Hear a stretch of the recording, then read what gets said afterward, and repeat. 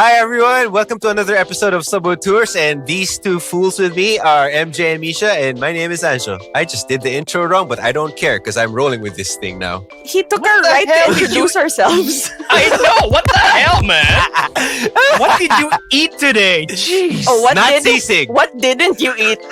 Not sisig. This is me projecting my rage because you guys had sisig and I did not. You're just jealous. I did not. Yeah, well, you had a kid baptized today and we didn't. Wait, what? Be grateful that your child doesn't have fur. Ours do. I didn't Wait, say what? anything. What? I didn't say anything about that. I'm just not grateful because you guys had sisig and I didn't. I'm just saying, at least your child. Yeah, I'm going to tell your wife. Not I'm a going to dog. tell your wife that you would rather have sisig than get your kid baptized. I didn't complain about having my kid baptized. I'm complaining about the fact that I didn't have, the best sisig in Metro Manila, and you guys had. Anjo wants his cake and eat it too. I know, right? He wants both. I want my sisig, guys. Come on. He's like, I can have a kid and have high blood. Hey, wait. We're talking about the wrong topic. This, our podcast is not about food. We're here again. We're at food again. Oh my God. Hi. In case you did not catch that again, let us just introduce ourselves Ayoko na. the right way. You already took it. You know what? Just roll the intro.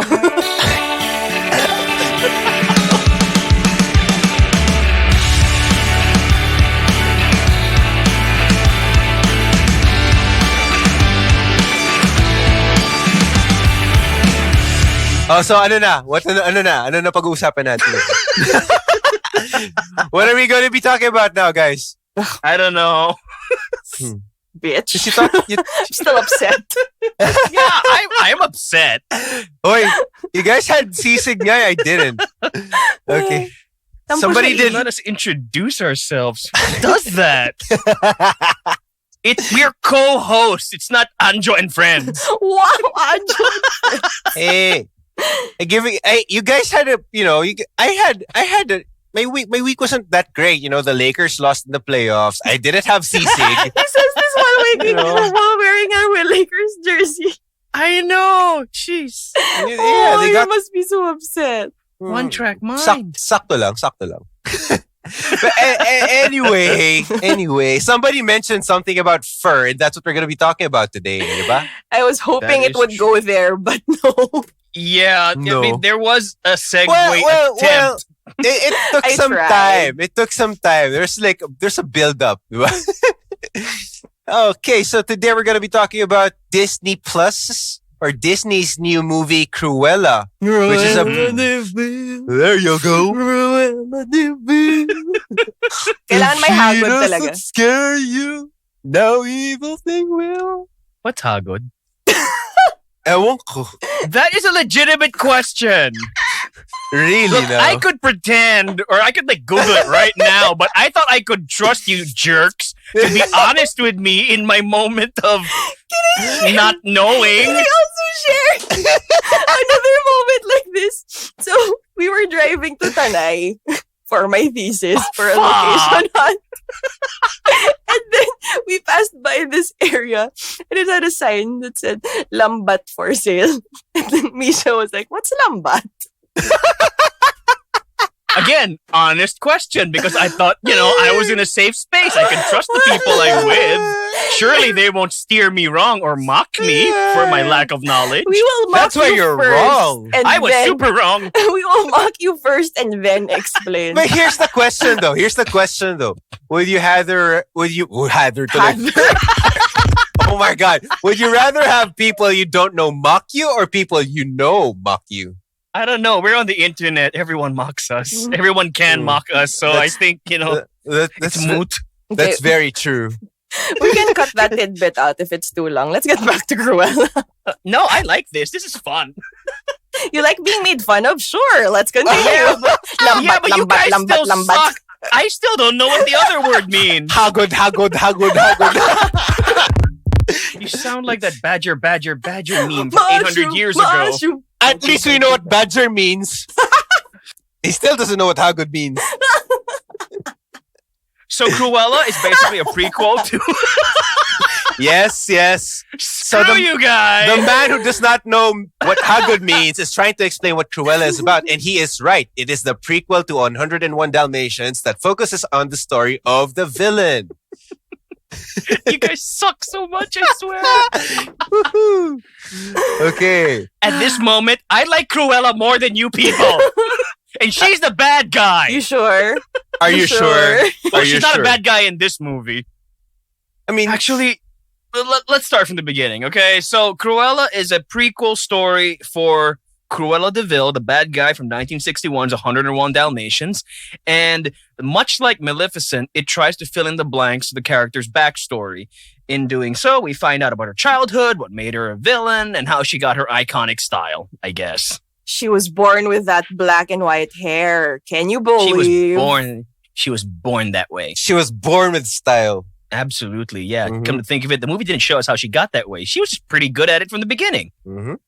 No, I like the fact that they took the time to really develop what kind of person she was when she was a kid. Like, she knew who she was, what she wanted, and she was portrayed to be or written to be this tough go-getter. Like, she knew exactly what she wanted, and she would defend what she believed in.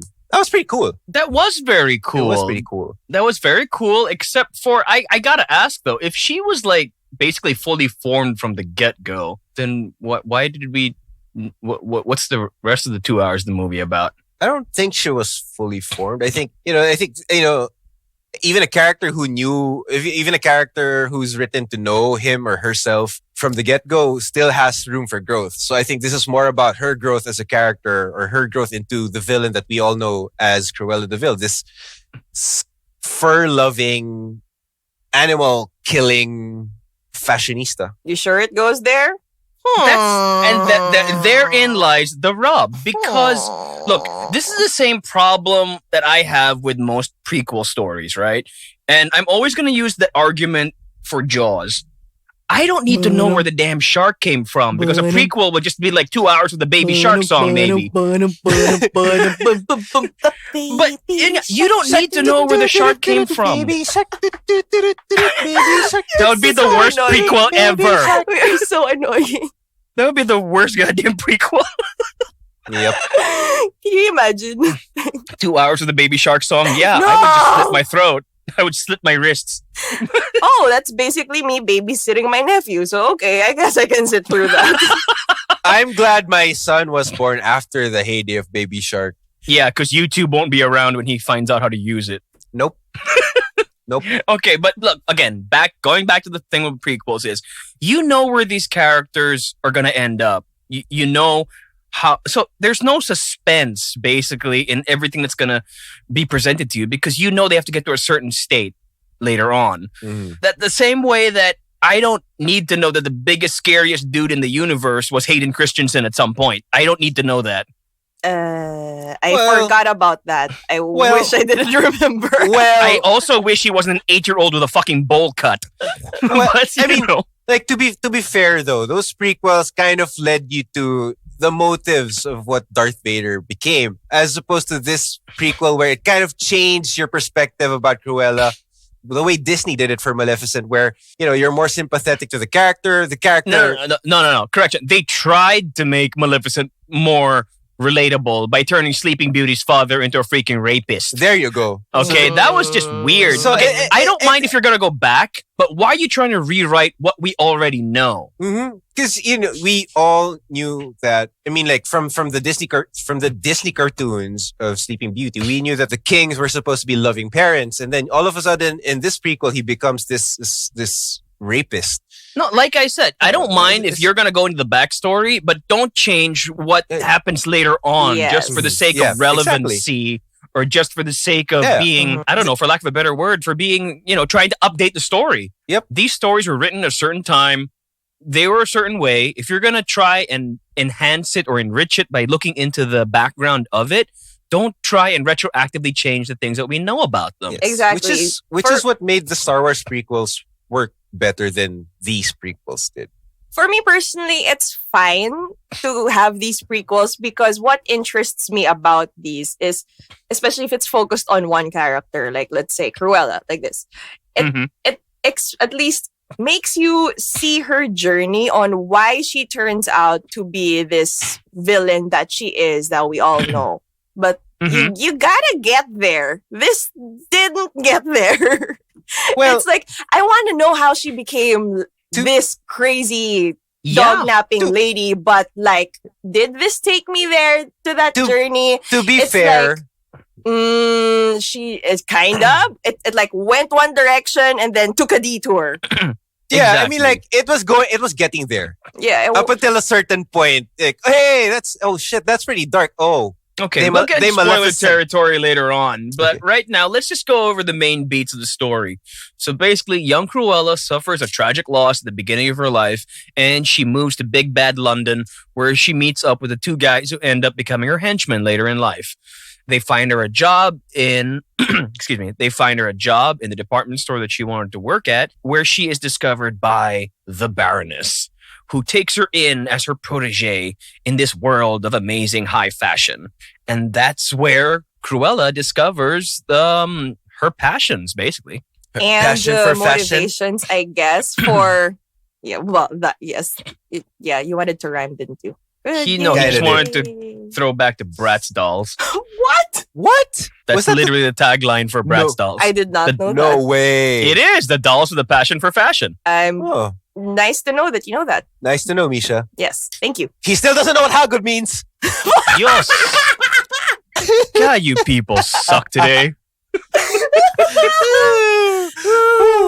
Anyway, so here also unfolds, like, eventually we will get to a big plot twist. But here you see, or you want to see, how she ends up hating puppies or dogs, or like being Cruella, the Cruella that she is in whatever version you know, the animated one or the Glenn Close one. So that is basically the journey. And we are also introduced to Cruella as a little girl or as a person. Basically, this movie introduces alter egos to the character. So you have Stella, the little girl. She's born with half white, half black hair. She's kind of a firecracker, this little kid. She's very creative. She's rebellious. She doesn't take any shit. But that is her Cruella side. So that is basically her. What her mom says, okay, be nice, be Stella. They want her to be a certain way, which is Stella, this prim, proper little girl like you would expect. Well, but her real self is Cruella, this girl I just described. And this is how, after so many years of trying to, suppress all these her natural urges. Yeah, her urges, her like natural state. Here comes out this unhinged version of Stella, which is Cruella, which we all love eventually, and very, very well played by Emma Stone. I agree. I greatly enjoyed Emma Stone's performance in this, and it actually surprised me to learn that Glenn Close was on board the film as a producer, and she was actually helping out Emma Stone to portray the younger version of Cruella De Vil, or the woman who would become known as Cruella De Vil, because as far as Emma Stone is concerned, this movie, Cruella, is supposed to lead into the 1996 live-action version of 101 Dalmatians. Which is problematic for me. It's very problematical for many, many reasons. Because Anita's supposed to be... let's get into the characters first. Okay, so we have Cruella, right? Yeah. Or Stella. Or Stella. And Emma Stone is great. Yes. I love her. We have the Baroness, who's played by Emma Thompson, another Emma. So we have an Emma versus Emma thing going on, which was fun because Emma Thompson is brilliant. All right. Emma Thompson in anything is great. That is really true. I would watch Emma Thompson in any movie. She is amazing. Even Annie McPhee. Annie McPhee was actually okay. It was cute. Yeah. Anyway, so we have those. We have Horace and Jasper. The doggies. The doggies. They're doggies, yes. Oh, the Chihuahua was so cute, though. Another thing I loved about this movie, the dogs, they're so cute. I know. The Chihuahua was the best. I'm sorry. The Chihuahua wins it. Like, star of the show. Sorry, Emma Stone. Sorry, Emma Thompson. You have Chihuahua. The Chihuahua. Oh, the best. actual love for Chihuahuas. Chihuahuas are usually hated on the internet. Yep. But,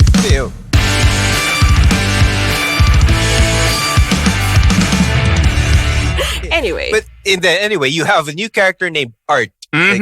I love Art. Who is also another great character. Pretty cool. Art's actually fun. Yeah, he was. Don't forget Anita, who was played by Kirby Howell-Baptiste, who you may know from The Good Place. As Chidi's fake girlfriend. Fake girlfriend. Ooh, and she's gonna be in Sandman, Neil Gaiman's Sandman, as Death. Yes, but going back to Disney. Yep, sorry. Okay, yes, she's Different Anita in this studio, one. different studio. She's Anita here, and she is, the future owner of 101 dogs that you may already know about. So there's my Don't problem. forget Mark Strong. As a I good never guy, forget Mark Strong. as Mark a Strong is the good best. guy. Yes. Mark Strong is a good guy. We always like Mark Strong as a villain, but I love him as a good guy as well because we never see it. We barely see that. And then when he is a good guy, he steps on a landmine. Ugh. Kingsman. Problem in this movie starts with Anita because of some timeline issues. Because in 101 Dalmatians, we know that Anita seems younger than Cruella, and she's also an employee. In this movie, however, we see Anita as a fashion journalist or a fashion Entertainment writer. journalist. She's like a gossip columnist? Yeah. Let's just call her a journalist, period. Okay, sure. So I don't understand why in the future she decides to work as a fashion designer for Cruella when they were clearly portrayed as peers, as old friends in this movie. Okay, if I remember the animated version, they knew each other from before, From right? school. Yes. From school, Yeah. which made sense in this movie. You saw them in school. That was cool. What I don't get is, okay, fine. One thing is she's younger in the future, apparently, if this is really going to lead into the 101 Dalmatians live action version with Glenn Close. So she's younger in the future than Cruella. There's no way they could have been schoolmates. She's also white in the future. She's black in this one, which again, no issues really if they hadn't said that they were going to tie the two universes together. But another thing is, the 1996 live action 101 Dalmatians is set in the present day. This movie is set in the 60s. So 30 years passed before Roger and Anita get married? Well, present day back then was The 1997. Was it 97? Yeah, but the 90s. Yeah, exactly. And in that movie, Roger and Anita just met at the beginning of the movie. So there's no way they would know each other from the 60s. Oh, nga, no. See, again, look, surprisingly, and I'm going to come right out and say it, I love this movie. This is a great freaking flick. This is a great movie, but it falls apart whenever they try and tie it to what comes after. I know. Again, they Maleficented it, if that's even a word. Look, Maleficent was pretty much hot garbage. It really was. That's why I didn't This watch is it. well put together. This is good styling. It's got iconic imagery, great Music. performances, fantastic soundtrack. I love the soundtrack. And I love the production. I love the look. I like the feel. I like everything about this movie. I even like the feud between the Baroness and Cruella. That was fun. The one-upmanship that they go through. I just don't like it when I think that this has to become 101 Dalmatians at some point. I know. While you're watching it, it's actually really fun. I thought it would be one of those movies where I'd space out and do something else, like online shop. But it sucked me in. It was so visually arresting because I loved the costume design. So props to the costume designer. Absolutely. Oh my God, Jenny Bevan. I hope I'm saying her last name right. But she was also known for Mad Max Fury Road. Which is also a great looking flick. Yeah, she also nailed the looks on that one. So I was blown away by it. And it's great that it works that way because this is essentially a fashion film. It is that's what Cruella is all about. She lives and breathes it. But when I start remembering that, this will lead to 101 Dalmatian, that just ruins it all for me. I just really wish it was another movie. It could be anybody else. You could make it a one-off about anybody else. But when you remember that it leads to Cruella supposedly kidnapping and killing puppies, it just To make a coat. To make coats. To make a coat, yeah. But I don't know. It's just weird because you see this Cruella as an animal lover. Yeah, that's another thing. Yeah. So Like in the first 5 minutes, she gets a puppy. so you know, I thought we thought it would make sense when spoiler territory. Well, it's the first few minutes. Yeah, whatever. So let's do this already. Yeah, Go. first few minutes, and you see her mom get pushed off a ledge or a cliff by 3 rabid Dalmatians, Mm-hmm. which kills the mom, and which makes you think like, that's why she hates Dalmatians. That's why There's she the hates trauma. dogs. It made so much sense. The trauma made sense. But eventually, as you continue on with the movie, she still loves her puppy that she got before the whole tragedy. She gets another dog, a Chihuahua. And she also ends up interacting with these same Dalmatians that killed her mother and doesn't end up hating them at the end. No, she doesn't. Or technically, though, the Chihuahua isn't hers or wasn't hers. The Well, Chihuahua they get the Chihuahua eventually. They were they already do a get the trio. My favorite Yeah. character, the Chihuahua. I just hope he's not from Beverly Hills No, because and I hate then, that like, movie. In the Ugh. mid-credit sequence, she actually gifts the freaking Dalmatians to Roger and Anita. You know, and it's weird because you know that in the future she's gonna want to murder all their babies.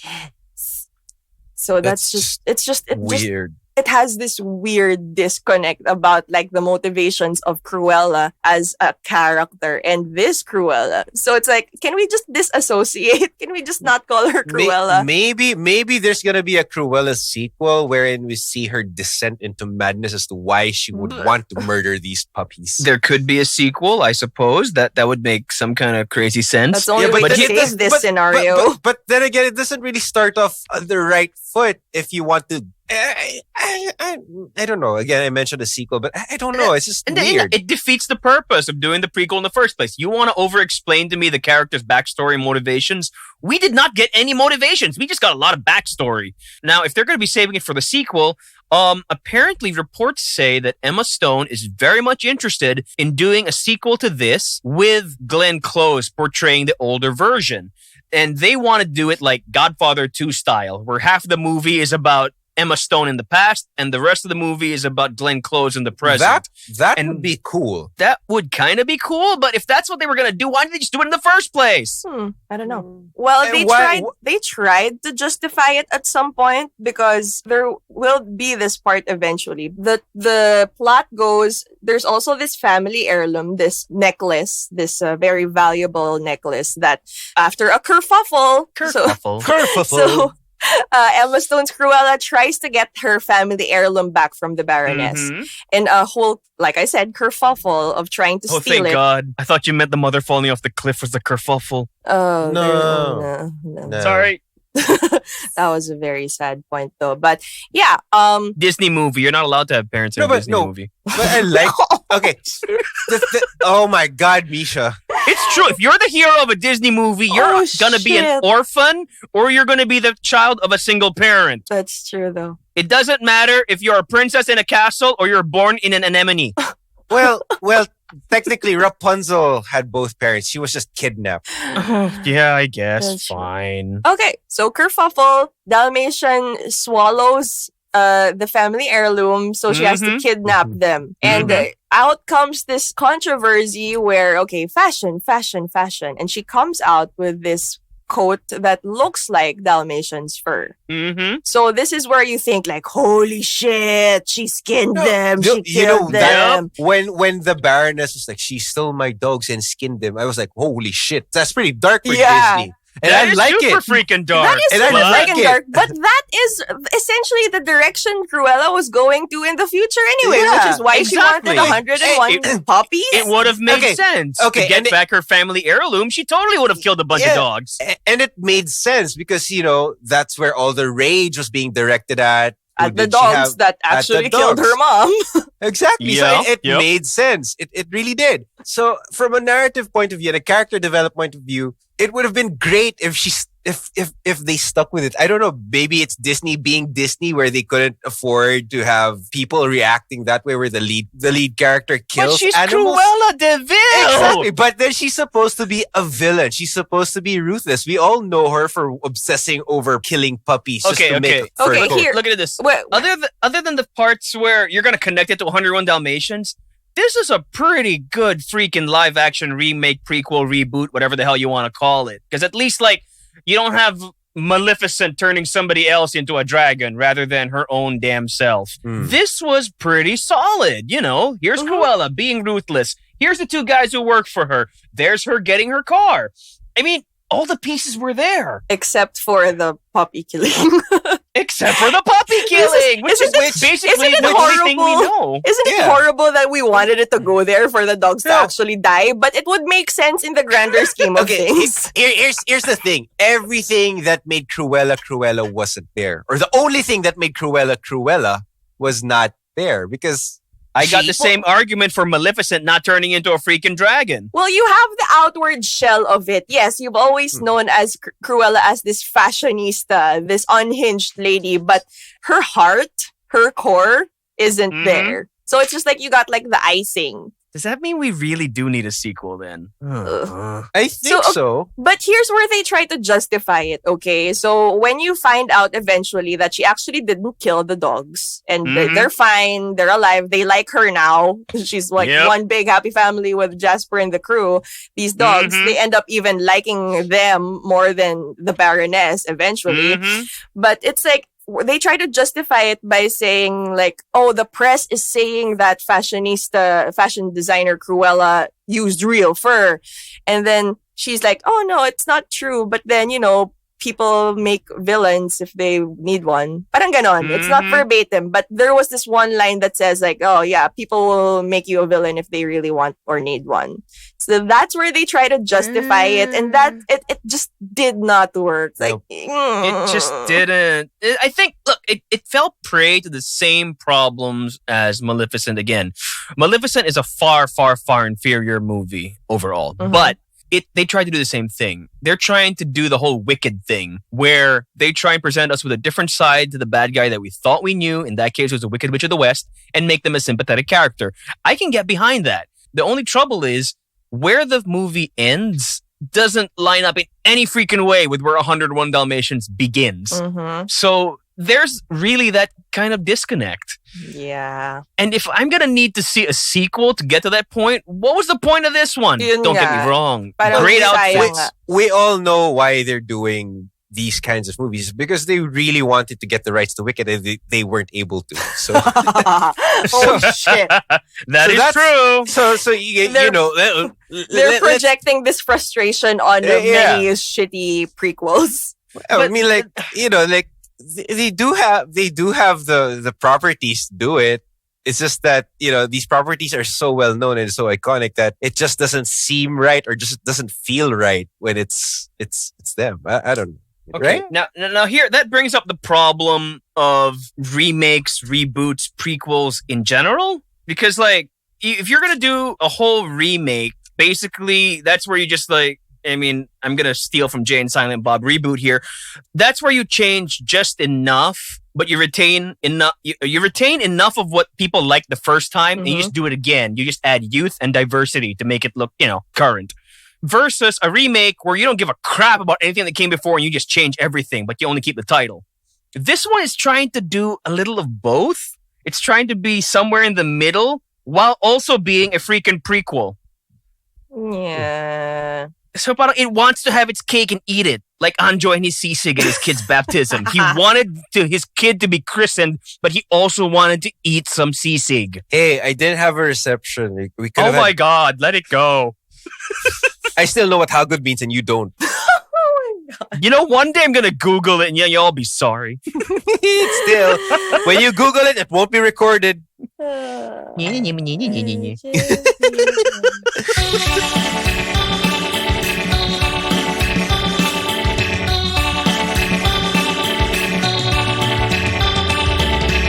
Back to Cruella. Okay, so I freaking love every outfit that Emma Stone wears. Oh my goodness. yeah. I'm not a fashion expert, but it's what I gushed over. The looks so...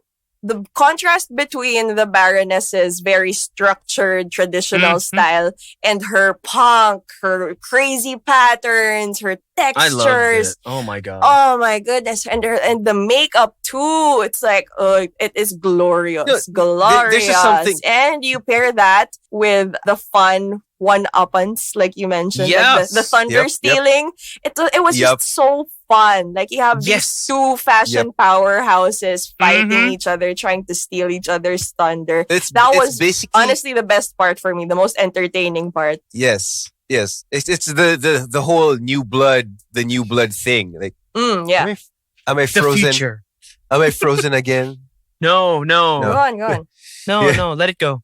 Let it go. Let it go. Fuck it, just go. No, okay, fine. No, but I love the fact that everything was tied in together. We knew that it was set in the 60s, 70s era where, punk rock was emerging. The counterculture was thriving. So it was very anti the man.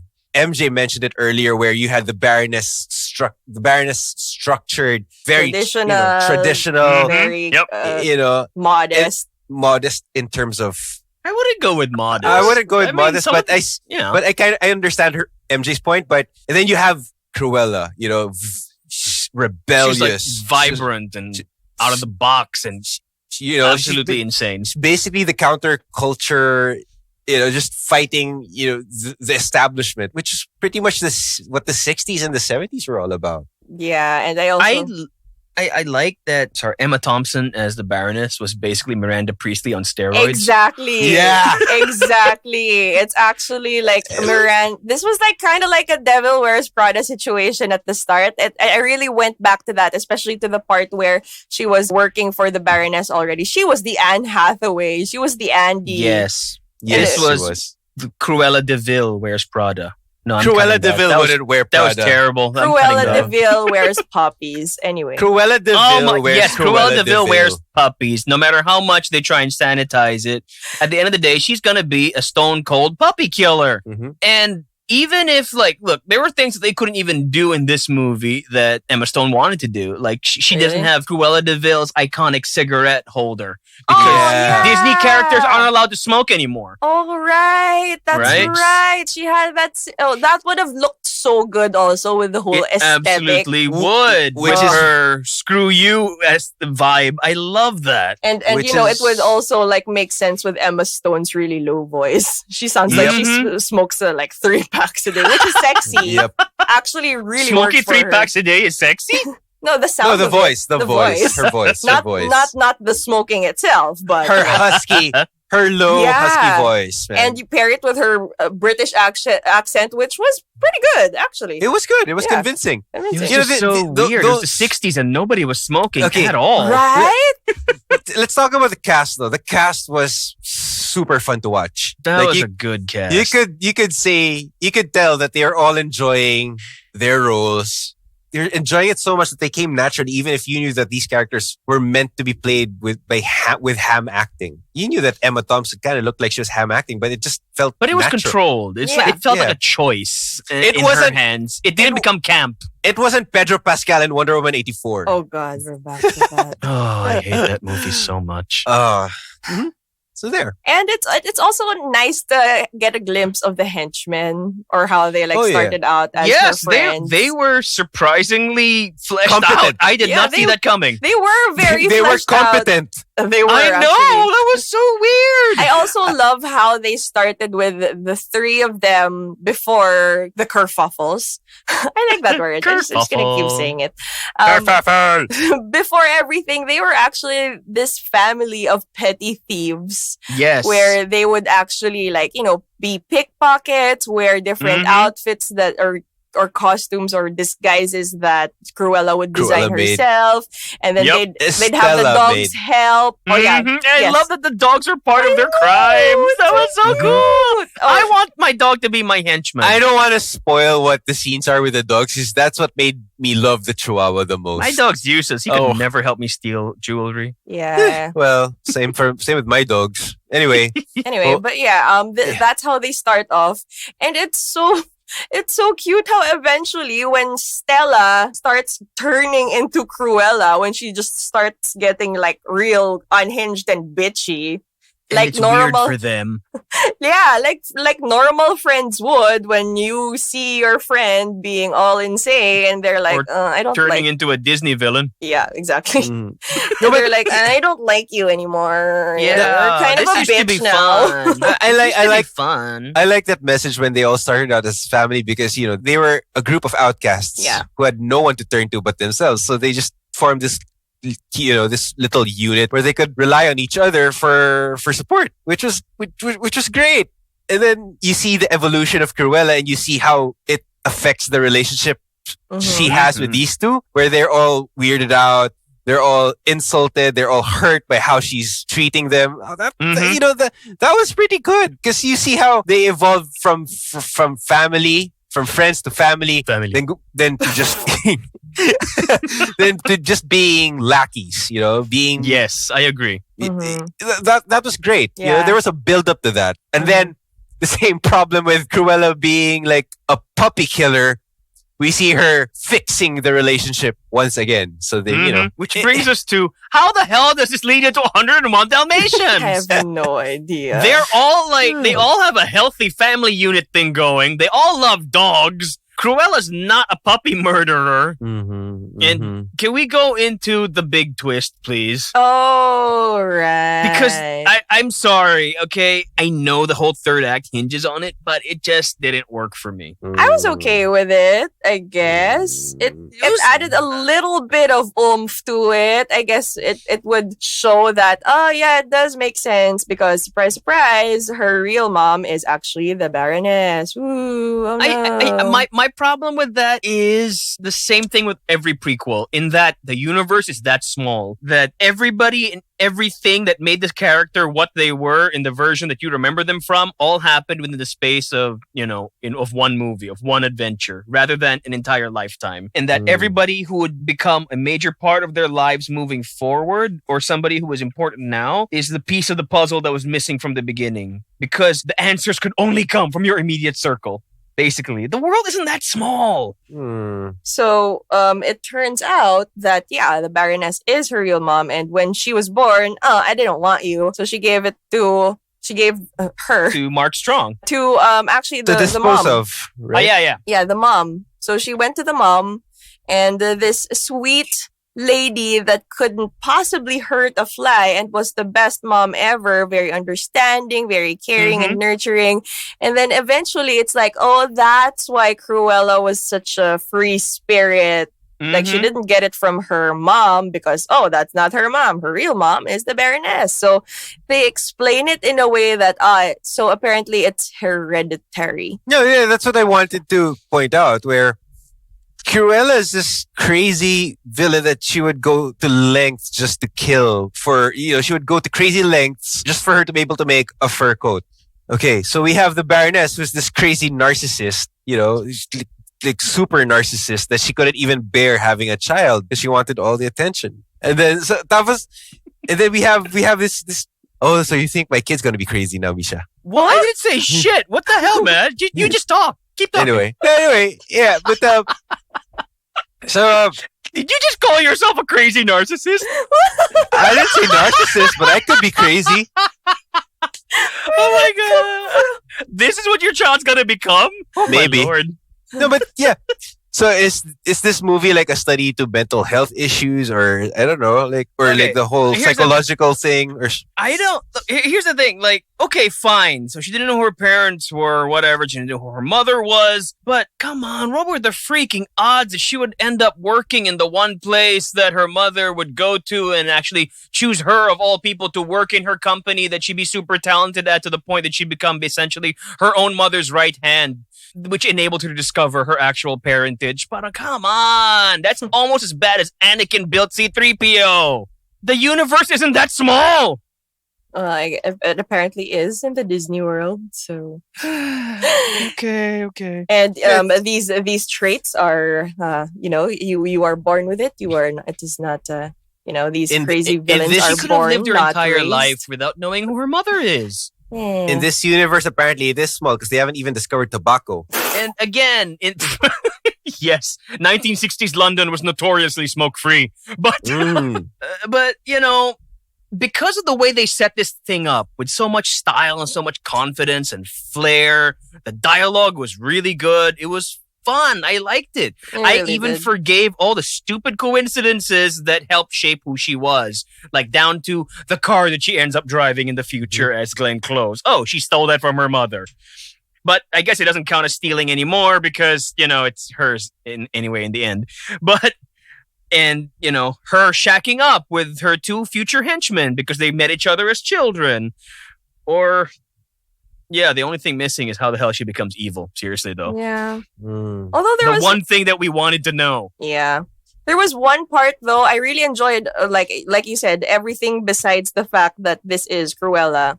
Visuals, costume design, music. Oh my goodness. The soundtrack is incredible. We were gushing over the soundtrack. You have Bowie. You have the Rolling Stones. Led Zeppelin. The Doors. That killed me. Oh my goodness. Nancy Sinatra. So yes. It was also very perfect for the time. Like Angela mentioned, punk and everything. Rolling Nancy Stones. Sinatra. You mentioned Rolling Stones too, right? Yes, I did. Yes, she did. Oh, God. Yeah, it was so good. And there were actually also very witty moments because there was also I Wanna Be Your Dog in one of my favorite sequences. Probably the best sequence. Yeah, in her big fashion show with the fountain and Art even doing the lead vocals for some reason. That was so cool. I'm not complaining. I'm not complaining.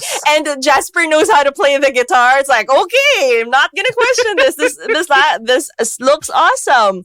And it looked good. It was so stylish. Yeah. This whole movie was so stylish. It fit. Yes. The music just fits and ang witty eh. They also play with not just the genre and the time which fits. It's also the titles. You have I Wanna Be Your Dog at that scene where people are speculating did she kill the dogs? There's also the end. There's also the ending, Sympathy for the Devil, which makes you think I'm supposed that's what this movie wants to do. The whole point of the movie. Yeah, they want me to sympathize with Cruella De Vil. The thing that I liked about the soundtrack is you said it was witty. Parang the titles were so on the nose. Pero it's not pilit. Yeah. It doesn't seem pretentious unlike Justice League. Sorry. Wow. Pero you gotta get that cough checked, man. I know. It's not as bad as some movies like Justice League. Sorry, Zack Snyder. Oh my God! You need to get checked. I think you might have the Snyder strain. Yeah, but it was how these songs were injected it was just so natural. It was organic. It wasn't forced. Parang may audio visual lock talaga. Yep. Yeah, because her fashion was also at that parang ganun din siya ka-rebellious as the music, which was just chef's kiss. Siguro parang ang best comparison ng AV lock for movie and soundtrack would be Nobody na parang Nobody had some songs that were so tongue-in-cheek with what was happening on screen. Yes. This one naman napaka on the nose pero it worked because worked. It was period specific. It was thematically relevant, and it just wasn't insulting in the execution, I guess. I don't know, but it just worked, all of it. It was just woven together very well. Yeah. Yep.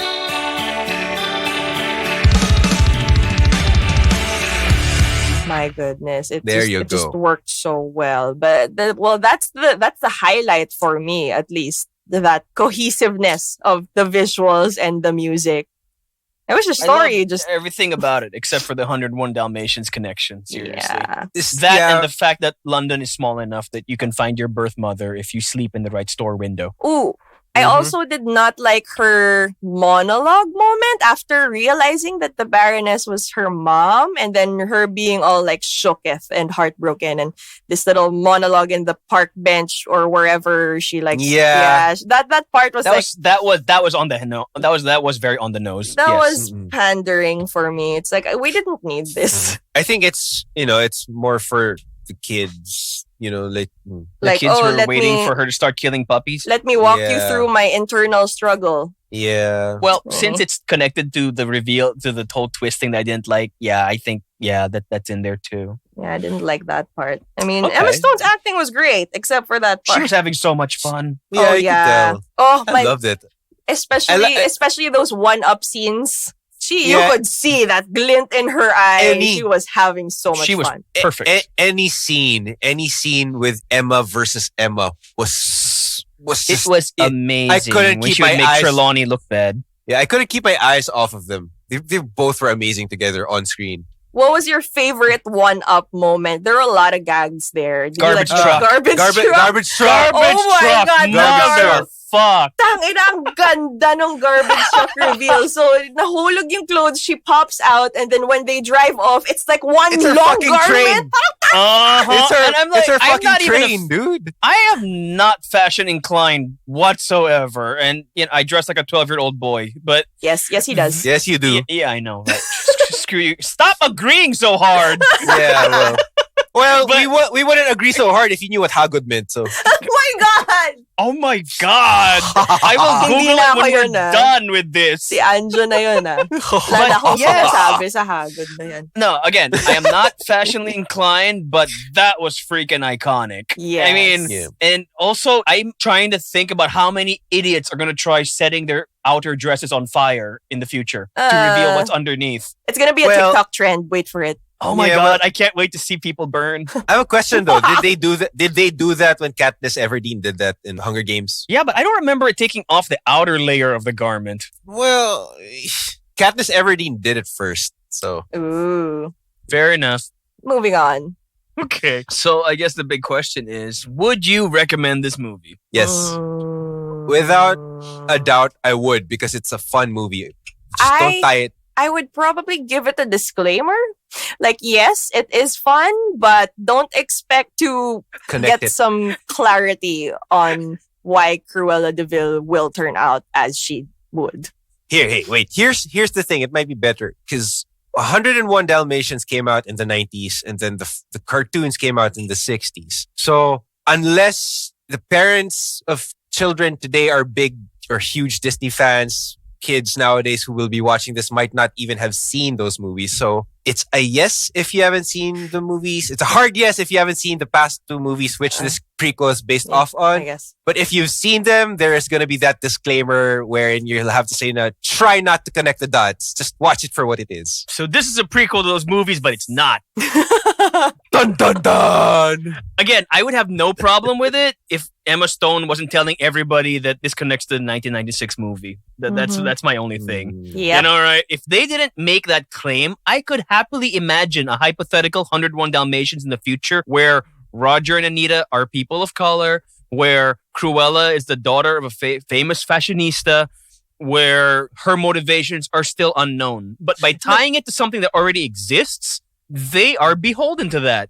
And that's something that prequels have to get over. But it's like, it's like, no. It's like, you're trying to get off on the name recognition of what happens after, but you don't want to do anything that leads into that. Whether it's making Sleeping Beauty's dad a rapist versus the kindly old king, or not telling us why this person who clearly loves dogs suddenly wants to wear them in her future. You know what's kind of funny now that you mentioned that, because I remember now when the Jeff Daniels Roger character played a computer developer. Yes. A video game developer. That's right. Whereas he wasn't a composer in the 60s. In the cartoon, he was a composer. That's how he came up with the Cruella De Vil song. In this reiteration of the story, he's a lawyer. He's a lawyer who has a passion for music, I guess.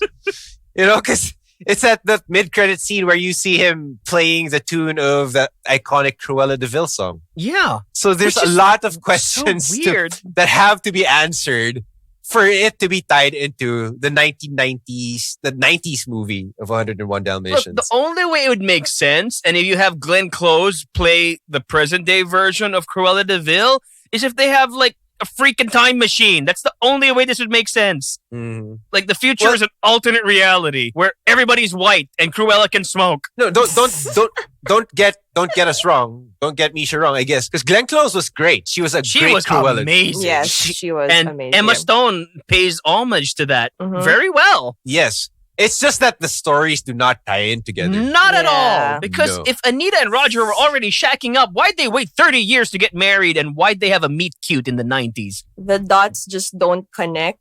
And They're why just did they all on age the so dogs. much? I Why like did they that. look? They Why are did on they the look? dogs. Why did they age? Why didn't they look like they aged 30 years? How come they didn't age 30 years in those 30 years? And how did Anita manage to slow down her aging to the point where she can work for Cruella as a junior employee? She could have been editor-in-chief by then if they wanted to tie this in. But she was working in right. Cruella's design house. yeah. in the future. Choices. Why Bad did they life not just make it a choices. standalone? I know. That's right? how I chose to watch it. Mhm. You know, I just, maybe this is a different Cruella. A nicer, more family-oriented Cruella. Family-ish oriented Cruella. It's just that the fact that they tried to Then why make justify it it by Cruella? saying like, you just make the villains. It's a classic case of Disney trying to capitalize on their existing properties by trying to rehash them. Not working. I Well- can't believe I'm saying this, but I wish she killed the puppies. I mean, like, you enjoyed the movie. Well, they weren't Now puppies, they that were dogs would be now. that would be a hell of a No, statement. I think it would have been stronger if she ended up killing the Dalmatians that the Baroness owned. But Disney being Disney, they're not going to allow that. They don't even allow people to smoke in their movies But anymore. here's again, it's not like we don't know that that's who she becomes. That's exactly who she becomes. And if they were going to push through with it, they should have called it something else. Like Ella. Or you could have made it all about Estella, but maybe she's got a crazy twin named Cruella. That's the That- big mid-credits scene. I don't know. Maybe that could have been different. Like, this is That- about that- a whole that nother sound- character. That sounds more like a cop-off, though. Yeah, it does. 'cause Yeah, they- it's I kind of like the whole alter ego unhinged part, and even Okay. towards Yeah, towards okay, the end so- where she's like, Stella is dead. I'm So no going- Cruella. Going back, They really just wanted to have their cake and eat it. Yeah, You know? They but wanted Yeah. you to love Emma Stone as this character, but they didn't want to push her far enough to actually become the character. if you want to make a prequel about a villain, just don't take away what makes them a villain in the first place. Yes.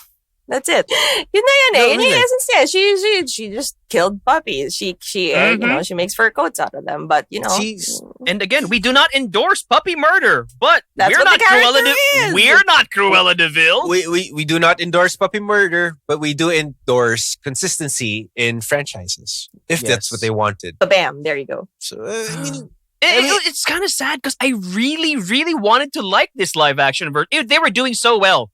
For like 95% of the movie, they were doing so well. I would even say 99% of the movie. It's just that 1% had such a big effect on it. You'd be like, that's "Oh, a big yeah." percentage, though. But disclaimer works. Let's go with the disclaimer. Rune. Disclaimer works. If going back to the question, would we recommend this movie? Would I recommend this movie personally? I would say yes, because I really enjoyed it. But I would still say that don't try to connect it to any of the older 101 Dalmatian movies. Or any of them. Or Any. Don't connect it to 101 Dalmatians at all. Just don't. period. There you go. All right. So I guess in general, those are our thoughts about the 2021 Cruella movie by Disney. So if you have any of your own thoughts or if you have anything to add, feel free to sound off on our Facebook page. It's a group, actually. Facebook group, Sub-Auteurs, We Like Movies. And let us know. Did you love Emma Stone? Did you get disappointed that puppies were not harmed during this? During this movie? It's Emma Stone. I've always loved Emma Stone, so I'm yeah, biased. well, this kind of made up for La La Land and Aloha for I me, liked her in guess. La La Land. I knew you were going to go with Sorry, Aloha. I really hate those two movies. I hate But Aloha. I was already closing, so let's not get to that. Let's say bye. Bye. Sub-Auteurs! We like movies on Facebook, sub_auteurs on Instagram. Follow us. You say your names. Asshole.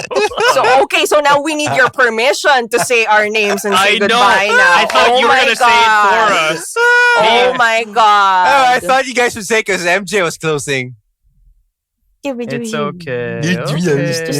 Just say it for us. Yeah, just see us out already. God. Cruella De Vil. That's still not our names. It's MJ and not how good guy. Sorry. Oh my god. So, okay, that's MJ. Now I know who's Cruella out of the three of us. Oh my god. I now know who Cruella is out of the three of us. Okay. And now for everyone listening, I'm just doing a little jig and I just give up. Yeah, let's bye. Thank you. Bye. Bye.